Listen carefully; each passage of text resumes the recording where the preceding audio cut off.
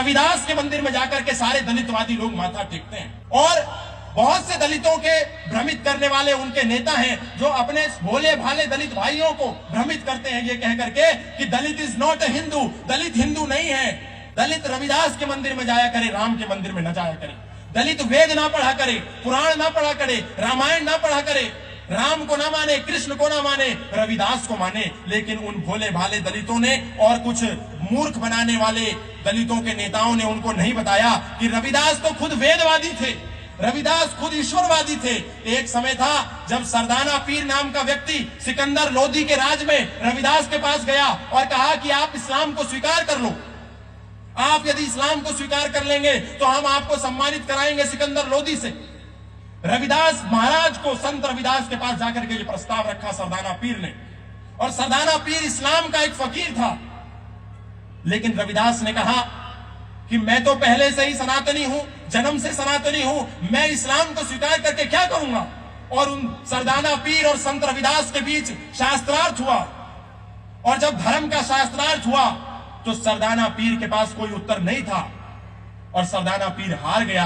उस समय रविदास ने शास्त्रार्थ में जो बातें कही थी वो हमारे समाज के, भीम के नाम पर, बुद्ध के नाम पर, रविदास के नाम पर दलित समाज को ठगने वाले लोगों को ये जरूर पढ़ना चाहिए। उस समय रविदास महाराज ने कहा, वेद धर्म है पूर्ण धर्मा, वेद अतिरिक्त और सब भरमा। यानी रविदास कह रहे हैं वेद धर्म ही पूर्ण धर्म है, सनातन धर्म ही पूर्ण धर्म है, वेद के अतिरिक्त जो भी है वो केवल और केवल भ्रम है, सत्य नहीं है, असत्य है। और उन्होंने कहा वेद वाक्य उत्तम धर्म, निर्मल वाका ज्ञान, यह सच्चा मत छोड़कर मैं क्यों पढ़ूं कुरान। ये कौन कह रहा है? रविदास कह रहे हैं कि मैं सनातन को छोड़ करके कुरान क्यों पढ़ूंगा, मैं वेद पढ़ूंगा, वेद का एक एक वाक्य अमृत है।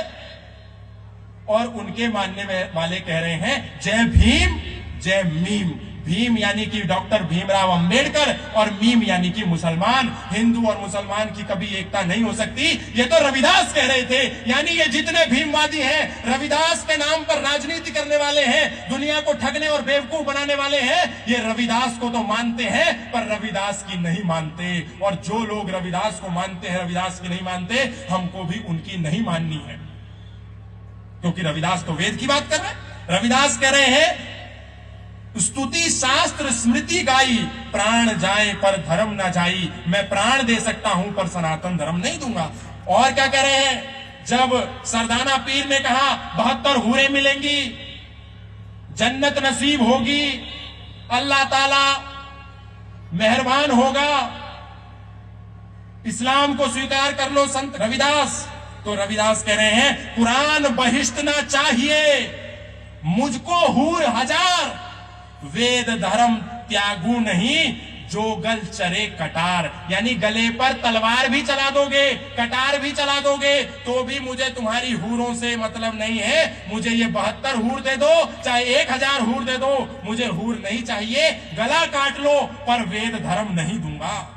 वेद धर्म है पूर्ण धर्मा, करी कल्याण मिटाए भरमा, सत्य सनातन वेद है, ज्ञान धर्म मर्याद, जो ना जाने वेद को वृथा करे बकवाद। ये कह रहे हैं संत रविदास। और संत रविदास के नाम पर कितने ही हमारे दलित भाइयों को, कितने ही हमारे समाज के लोगों को कुछ ठगों ने, कुछ लुटेरों ने, कुछ बदमाशों ने, कुछ आक्रांताओं ने, कुछ आतंकवादियों ने इस्लामिक एजेंट बन करके और खुद को दलितों का नेता प्रस्तुत करके उन्होंने हिंदू समाज का एक अभिन्न अंग उसको भ्रमित करके सनातन से अलग कर दिया। जो कहते हैं हम रविदास के भक्त हैं, वो कहते हैं हम वेद को नहीं मानते। यदि रविदास को मानने वाले वेद को नहीं मानते तो इसका मतलब वो रविदास को भी नहीं मानते, क्योंकि रविदास वेद को मानते थे।